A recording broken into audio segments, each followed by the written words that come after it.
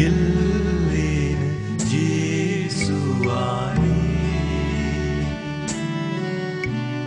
තුවාල මුළු සිරුරේ උල්පත් සැනසීමේ තාරික සමයේ පළමු සතිය මාර්තු 15 වන සෙනසුරාදා මතයුතුමාගේ සුවිශේෂී 5 වන පරිච්ඡේදයේ 43 සිට 48 දක්වා අපට මතක් කරනවා ඔබේ අසල්වැසියාට ප්‍රේම කරන්න සතුරාට වෛර කරන්නේයි අප ඇසූ බව. ඒ තුන් වහන්සේ අපට කියනවා ඔබගේ සතුරන්ට ප්‍රේම කරන්න. ඔබට පීඩා කරන්න උදෙසා යාඥා කරන්න. පුංචි දේවල් වලටත් අපි සමහර වෙලාවට අපගේ ඇයි හොඳයිකම් අතහරිනවා. අපි අපට අනදර කරන අයට වෛර කරනවා. අපි ඒ අය හෙලා දකිනවා. නමුත් අප මතක තබාගත යුත්තේ අප සමාව දෙන තරමට පියාණන් වහන්සේගේ ස්වාමින් වහන්සේගේ සමාව අපට ලැබෙන බවයි. අපගේ වැරදි අඩුපාඩුකම් වලට උන්වහන්සේ කොපමණ නම් අපට සමාව දෙනවද? ඒ නිසා සමාව දීම දුර්වල දෙයක් බව ලෝකයා ප්‍රකාශ කළත් ස්වාමින් වහන්සේ අපට මතක් කරන්නේ එය ශක්තිවන්තයෙකුගේ තිබෙන්නා වූ බැහැපත්කමක් බවයි.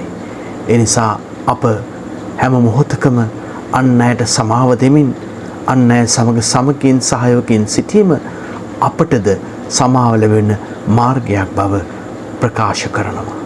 ඒ නිසා විනයදරයන් අයකැමියන් මෙන් නොවී අපට අයහපත පතන්නන්ට යහපත පතමින් සැබෑ කිතුණු අනුගාමිකයෙකු වීමට දෙවිඳු වරම් පතමු. ආමේන්.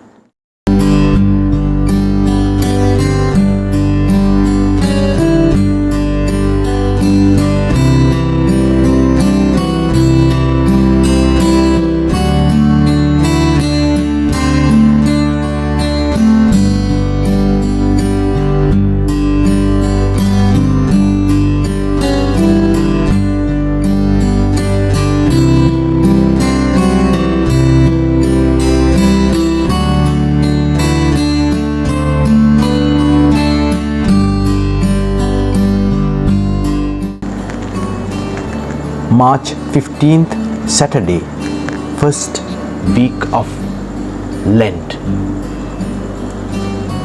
Jesus reminds the disciples and us that the desire and the zeal to love the Lord with all our heart and soul is only possible through our reliance and trust in God.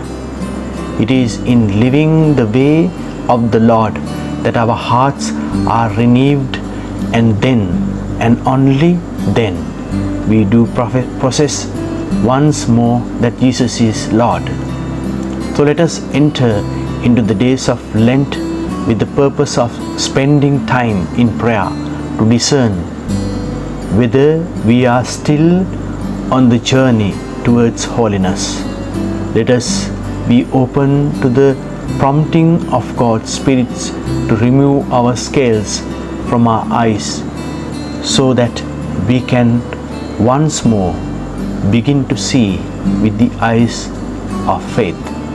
Let us enter into these days of Lent knowing the joy of Easter will bring us greater understanding of the God who is always with us. Lord, teach me to love my enemies, mirroring your perfect love and mercy abundantly. Amen.